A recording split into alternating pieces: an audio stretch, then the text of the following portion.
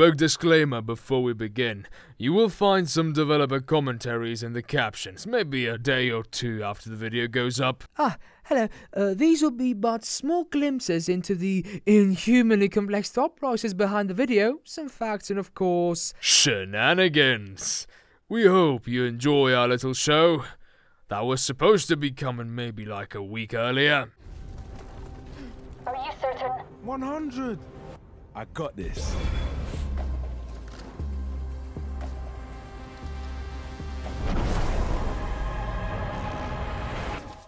미안해서 어쩌나? Their hands are still a little clumsy and a little careful, and sometimes he prods just a hint too rough, or she grasps him just a hint too tight, and they mutter little apologies and try to push on through their trudges of discomposure. But they certainly feel much more drawn to each other, and that must have meant that they were doing something right. This is only confirmed when the wetness growing between both of their thighs is enough to begin spilling onto fingertips, and that heat in their stomachs is nothing short of flaming now. Jet swoops that obnoxiously vibrant orange sheath of skin-tight latex back into her hand from where she dropped it on the bed some time ago, and tears it open with haste before intensely shoving it into Phoenix's hands. This takes him by surprise as he fumbles the thing around before finally securing a hold on it in a clasped hand. "You ready?" he asks, and she can almost picture a bead of sweat rolling down his forehead. "Like, you're sure, son? You want to do this?" And she rolls her eyes. "Yes, pretty boy. Get the fecal matter on. I'm not giving you a Phoenix Jr. That's the smart-mouthed, teasing confidence he was used to. Phoenix chortles under his breath, smiling to himself as he carefully rolls the rubber onto his length and in place. Jet crawls forward and into his lap and spares him one more gentle peck of those rose-colored flesh cushions before she slowly settles herself in place. Gently guides the head of his meat tower into her opening and even more carefully roosts herself comfortably onto it. There's a low, hoarse groan right from the pit of his throat, and for her, a strained half-moan, half-gasp of something between pleasure and borderline discomfort. It wasn't like she'd ever stuck anything up there before, so yeah, it feels weird as hell. But a part of it is feeding right into the humidity in her midriff and hitching her breath all the same. Her hips begin to slowly pick themselves back up and lower themselves right back down in a drawn-out rhythm at first. The more she does it, the more of that lustful simmer bubbles up in her. It most certainly gets more pleasurable the more she goes. That slow rhythm picks up its pace after a while, and their breaths do the same, and louder moans claw their ways out of their throats. One of his hands grasps her waist, and the other buries itself deep into the milk-white hair on her head. He leans forward and takes her soft oral pads back into his, even with the feeling of stray strands of hair brushing on their cheeks and droplets of sweat beginning to roll down their bodies. It was certainly easier to keep their foothold in pleasure now that they'd broken down the barrier of amateurishness from before. The heat between them does all but consume them whole, and the next thing they know, he's gotten her down onto her back, so he can drive his length in and out of those slippery walls while she cries into the air. The incandescence eventually overcomes them both, and the room goes white, and breaths go airy and muscles go limp, only to tremble at the slightest touch. He collapses onto the bed beside her, panting, and she's doing the same through that mess of tousled ivory hair over her face as she snuggles into the pillow. and the exhaustion hits them head on. The two can hardly remember a thing aside from the haphazard tossing of that stupid orange container of genetic material into the waste bin by the bed, and Jet clinging onto his arms for the cuddle she'd wanted all along, before sleep claims them. Okay, another thing before we go on, we rarely recommend reading fanfics, but we genuinely recommend you hitting up the description and reading this one. It is genuinely well written and a really fun read. Also, while we may or may not have you there, if you like what you hear, you can also toss us a subscribe, maybe even a like. We'll wag metaphorical tales for you in appreciation. We're not furries though, don't get the wrong idea. And if you happen to like what you hear and wish to use our voice for your projects, then get your credit card out and let's talk business.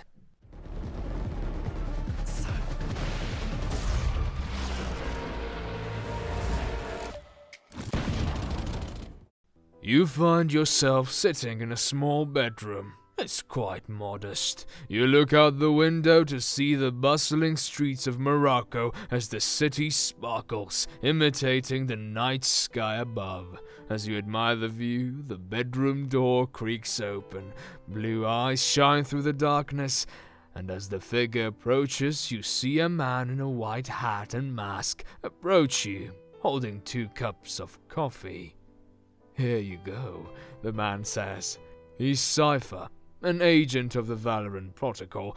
You met at the bar a few hours ago. He was there to gather intel, and yet you were the thing that caught his eye most. You have no clue what he looks like, but maybe the mystery is what makes him so attractive. Thanks, you reply, sipping the scalding hot drink. Being as observant as he is, he notices the fact you're blushing slightly. He leans closer and takes the mug of energy from your hand, caressing the back of your hand as he snatches it. You know what, princess? I think we can both forgo the formalities. We both know why you're here, shall we? He asks as he helps you up. Suddenly, he's taking your shirt off and you're undressing him back. You start to peel off the mask only for him to catch your hand. How about we keep this on for now? I do hope one day you'll see what's under it. Now that the two of you are already undressed, he shoves you onto the bed. He leans down beside you and begins to run his fingers around the rim of your female organic entryway. It already feels too good, and your legs stiffen up. My, he taunts. Quite humid, aren't we? He continues to run his fingers along your flesh cushions, but he begins to apply a bit more pressure. Before you know it, the middle and ring fingers have already penetrated you and were continuing to circle around. He was exploring you. His fingers were mapping out every nook and cranny of all he could touch. You moan and he laughs. You breathe heavily as he speeds up. The feeling of his digits ripples through you and leaves your fleshy cave burning like a wildfire. You feel like you're just about to experience the female version of blowing your load. Then he stops.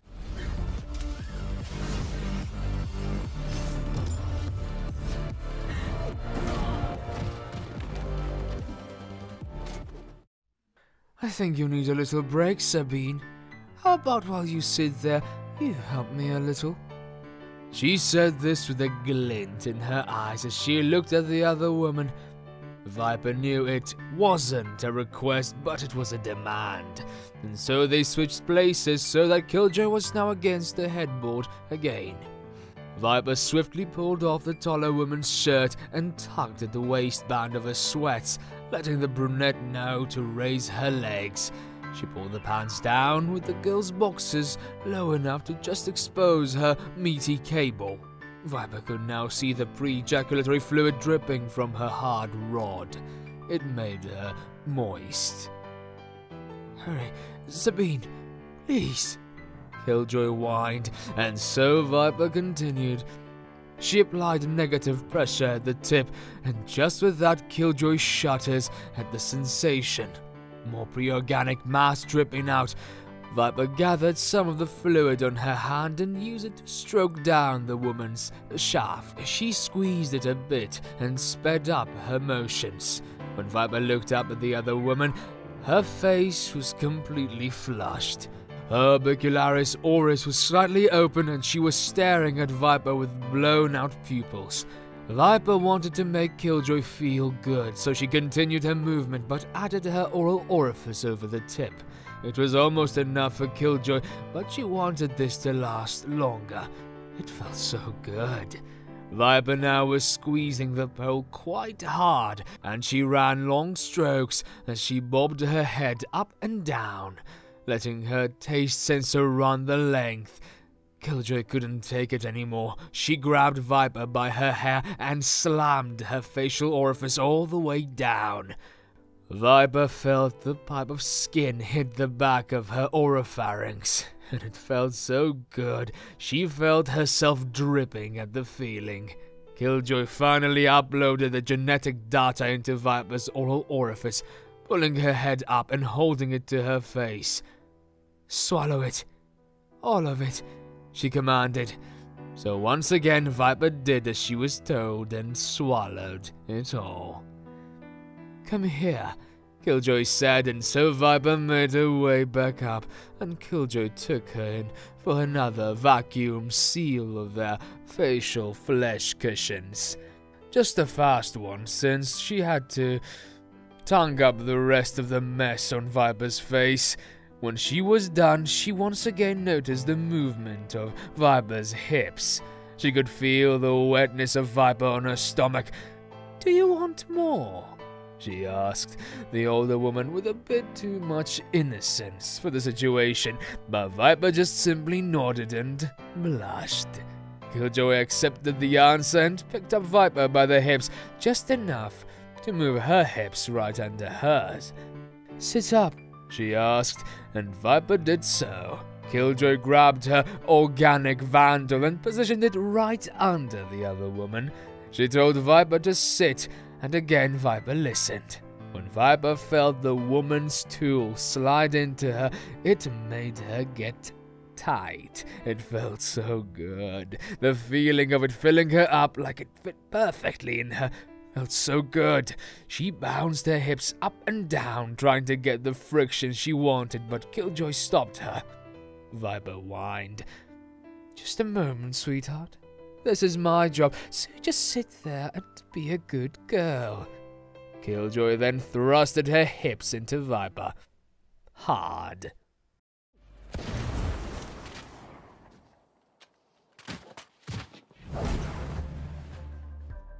What the hell was that for? Chamber gets a fistful of Yoru's hair. His soft, clean hair. You all know where this is going, and you won't get any further warnings. You don't have to do this. Just skip to the 6th section. "I think that you are a boyfriend for rent," Chamber says brusquely, only releasing his grip when he's forced Yoru to kneel between Phoenix's legs. "And I think that you are very, very ungrateful. You should always return favors, no?" Yoru already has his cheek pressed into Phoenix's bulge, nuzzling like the cat that got the cream. Chamber watches him pull out his boyfriend's black sheriff and seal his flesh cushions around it before turning away. Chamber steps into the couple's wardrobe to meet a reflection of himself in a full-length mirror. How Phoenix managed to get it installed, he will never know. Behind him, Yoru gags on some man meat. Chamber ignores it for now and sets about his waistcoat, slowly sliding free every button until he can shrug it off. It finds its home on a coat hanger. He opens the top few buttons of his shirt too, pulling it open to reveal a slice of throat and chest. He finally muses his hair, sets the glasses down. By the time he closes the wardrobe and returns, Yoru is jackhammering Phoenix's genitals and giving occasional kitten licks to the slit of his fleshy cricket bat. Phoenix watches with a lidded gaze, golden eyes shifting to Chamber as he approaches. Chamber winds his fingers back into Yoru's hair and crouches beside him. That looks very nice, but Chamber guides his head down. Your face cave is even more useful filled. Open. Yoru takes Phoenix into his mouth once more, and Chamber doesn't use his grip on Yoru's hair. Not yet. For now, he watches Phoenix tip his head against the chair and moan, watches his Adam's apple bob as he swallows, until he feels Yoru try and pull off. Chamber holds him down. And oh, it's so much nicer to watch Yoru gag around a mouthful of genitals, as well as hear it. I might disagree on that. Yoru paws at the hand holding him still, facial pads stretched around Phoenix's shaft, helpless. Oh, not truly. Yoru has slipped away from far more difficult situations before, tearing through his rifts. Hell, he could wrestle out of this if he genuinely tried, but he lets Chamber keep him still. Arches his back because he knows the slope of his spine looks gorgeous when he does that, and swallows and moans until Phoenix splashes some man sauce down his esophagus. Chamber relinquishes his grip and Yoru pulls off. A human biological waste-eating grin on his face. He preens when Phoenix strokes his cheeks, wets his face pads, and people call Chamber the peacock of the party. When Chamber stands, Yoru follows, shifting about on his knees to sit at Chamber's feet. He reaches for Chamber's belt. Chamber catches him by the wrist, eyebrows raised. Ah! Use your words. Yoru, still grinning, turns to lave at Chamber's fingers, running his sensory organ of taste over rough calluses. Let me suck your baguette. And your manners? Yoru surges even closer, impatient. Please. Oh, if you think this is over, there's another one coming right up. So please, if you don't like this again, skip to the 6th one. I did all I could. This is what I managed to find.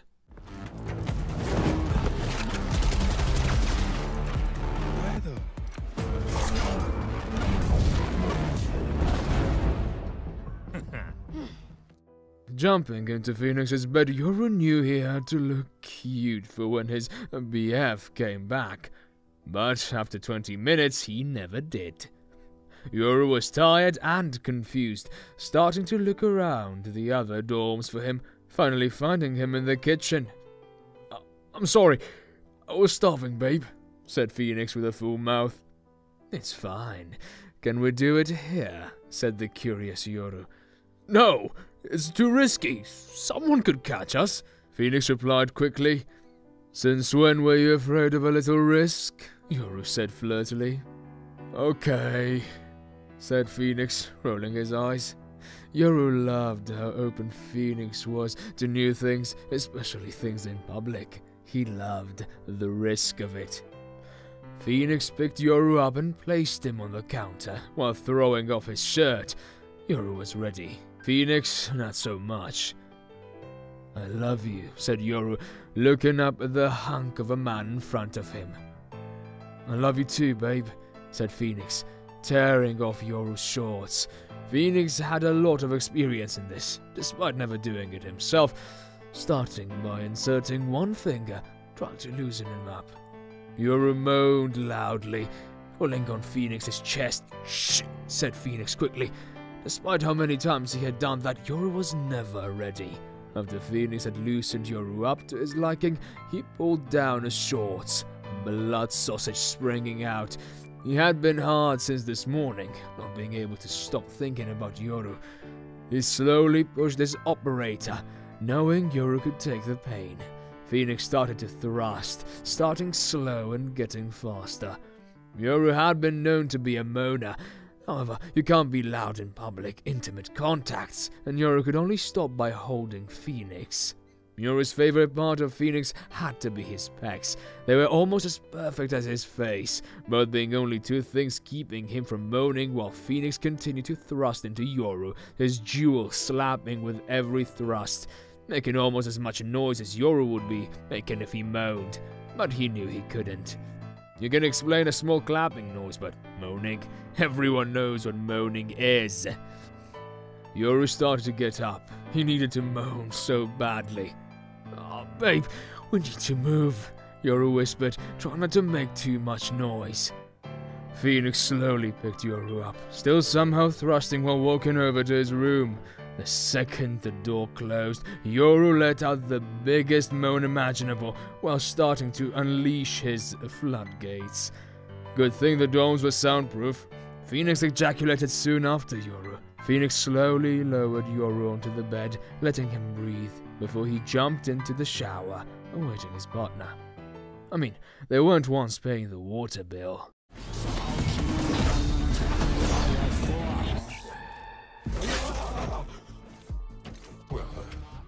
This is embarrassing. She drew back and gave him a mischievous look. Heyo, what are you hiding from me? Feel free to find out. She felt him open his legs wider beneath her. Killjoy moved her hands down to his pelvic area, intending to unzip his pants, but she immediately felt an obvious bulge that had never been there before. Oh, well that's new. He reached down with one hand and brought his exclusive bad dragon dog. I love myself. Oh.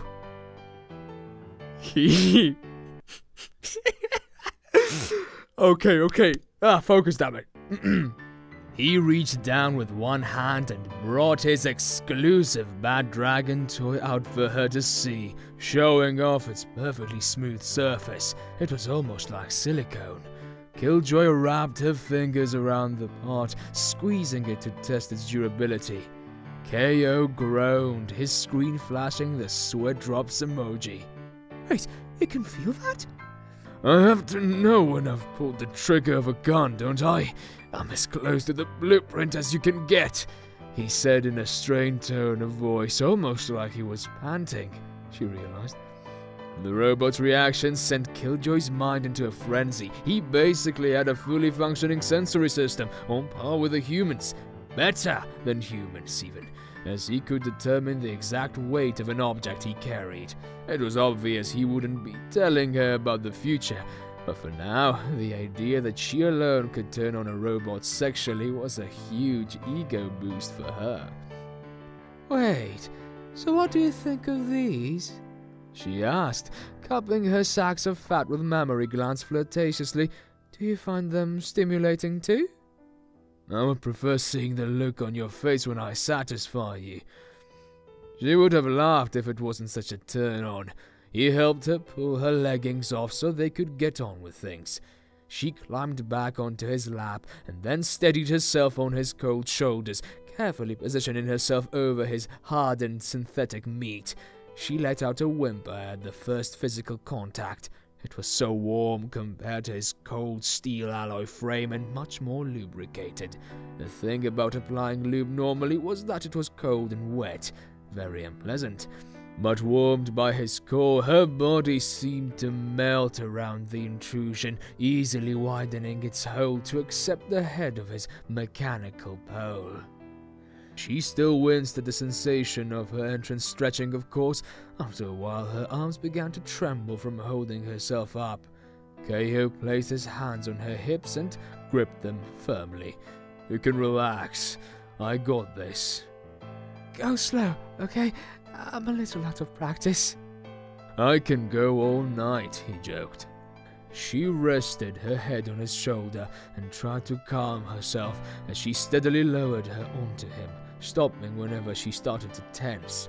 Finally, she was fully straddling the robot, his imitated part of human anatomy embedded deep inside her.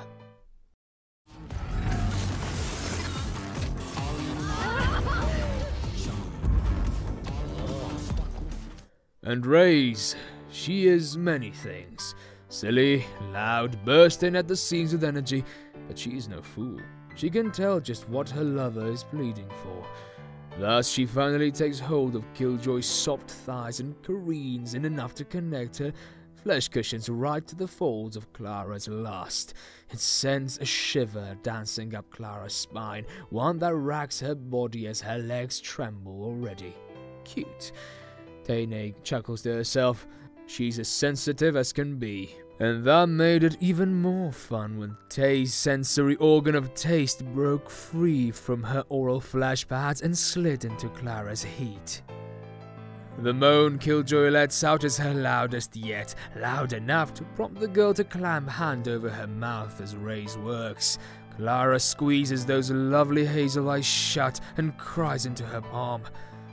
Tainay spares delicate vacuum seals by her oral orifice to her core between the glides of her sensory organ of taste. This is the part where her being so experienced comes in handy. No more of that nervousness now. It was merely a passionate dance. And Raze, she of all people in the protocol, would know a thing or two about a damn good passionate dance. Her bright spirit and ardent drive reared its head in many ways, and today it was making Killjoy lose her mind in a nest of blankets. It wasn't like it was hard, but it was definitely plenty of fun. Killjoy's other hand grasps one of the blankets on the bed in her mitt while her legs quiver. She manages out mumbles and slurred words sometimes. It's Raze's name.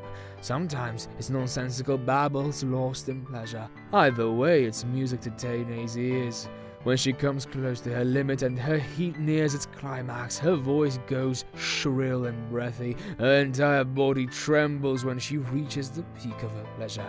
Trembles and goes limp. Enough for her to plop back into the embrace of the bed's comforter, pillows, and a few beloved stuffed animals. She struggles to catch her breath again, chest heaving up and down. Several moments pass before she can control herself enough to open her eyes.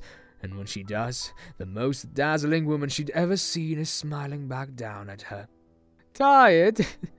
Tainay laughs, that sweet, warm, sunshiny laugh she always had. She reaches in and brushes some of the wet hair from Clara's face. Killjoy doesn't have the air in her lungs to respond verbally. She weakly nods her head and lets her eyes fall shut again. Raze presses a back to her cheek. Then get some sleep. I'll be right here when you wake up, I promise. I love you. Clara nods again, weaker now. She hardly has the energy in her. All she can do is manage a quiet response in that husky, worn-down voice. I love you too. And with the exhale of words goes her last bit of strength, as sleep claims her. Fun fact, all of this recording is being done in a single day. Didn't think we had it in us. Neither did I.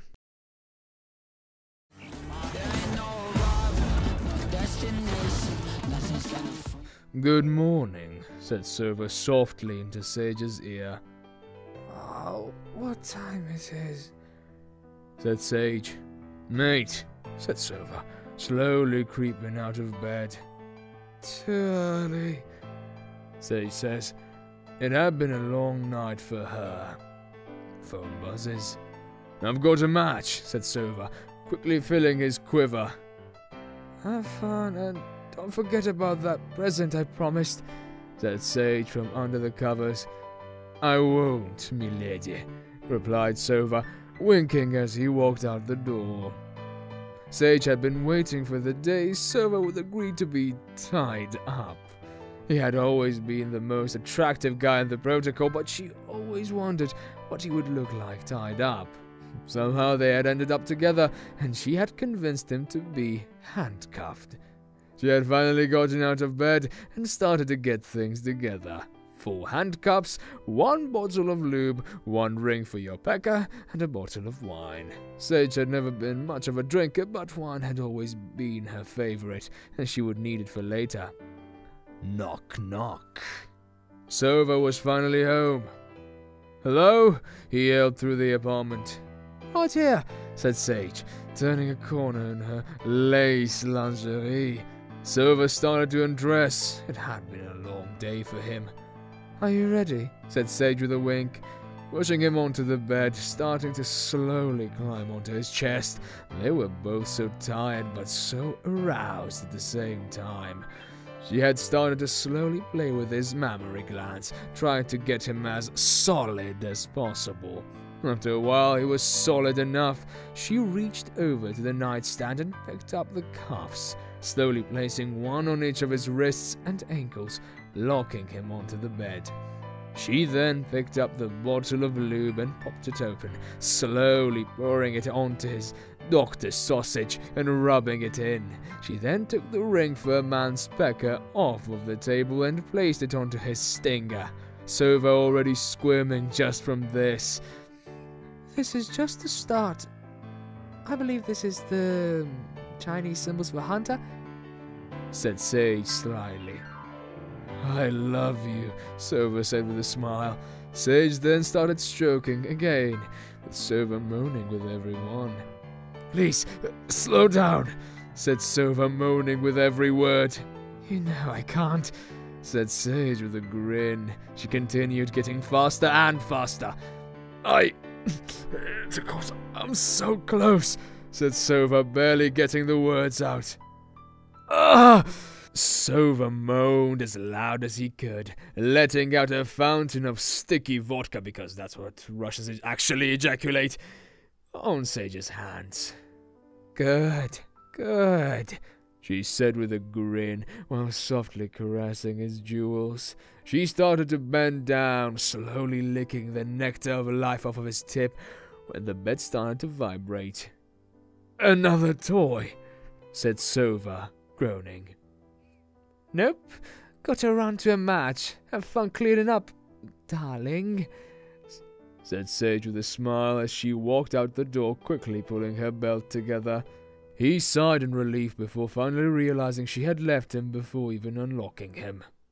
"Something tells me the author had a lot of inspiration and a lot of horniness in them, but they kinda go lazy and cut the story short.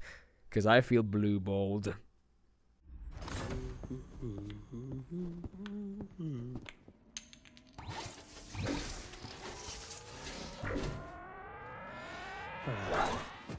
Your legs are jello and you continue to thrust, hoping any movement at all will be enough to allow you to climax. Your moaning and pleasure turn to whimpers and anguish. You lower your hands to your woman cave, hoping to finish, only for him to pin both arms with one of his. He's strong, and you know you can't win. You submit to him entirely and accept your failure to achieve the peak of your pleasure. Then you realize he's now getting up onto the bed himself. He continues to pin you down, pressing all of his weight onto you for a second. It's crushing, but you kind of liked it. You noticed him rolling a latex sheath onto his Moroccan phantom, and you get nervous. Shaft in hand, he runs the head between your labia. It feels like pure ecstasy. He then pushes, and now he is inside of you. He thrusts, and you cannot think of anything except how amazing he feels scraping against you. With every thrust, you drift further. Your entire body shakes. He applies pressure to your lower stomach, and it feels like his tip is in your guts. He speeds up, and you're on the verge of climaxing again. He wraps both hands around your neck, and your mind melts away. You feel like you're dead. The pleasure you feel from each thrust is all that exists, and you choke and roll your eyes back. "I expected more from you, princess," he jests. "Well, I should finish up too then." He speeds up, absolutely railing you. His initially soft moans grow louder and louder until they grow longer and slower. His movements slow with his moans, and he pulls out. Your walls are left slightly open from his meat stick, and he removes the latex barrier. He repositions himself so that his bell end is near your face, and he scrapes the residue left on his genitalia into your mouth. He then dumps the full container of his liquid children into your mouth. "I had to get rid of it somehow," he jokes. "Make sure none of that spills. I don't want to have to deal with those kids of mine again." You swallow, with his genetic data being gulped down by your oropharynx. It's slightly salty, but it's mostly bitter. He then sets up a camera and takes a selfie with you, saying ad memoriam before he collects the cameras and walks out the door. The once hot coffee now sits chilled on the nearby desk while your body remains immobile after the experience you just had. Okay, first of all, you reached the end of this video. Thank you for sticking this long.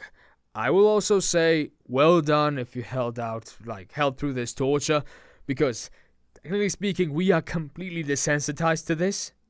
Ooh, fun fact, the last moment of the fanfiction actually reminded me of that one parody by Bob Baker, a Wrecking Ball one. Of course, thinking, is latex digestible? Yes, apparently it is, the more you know. What we're saying is, this video would have come out at least a week and a half earlier had the assembly of my new custom DIY booth not taken entire ages. Damn it!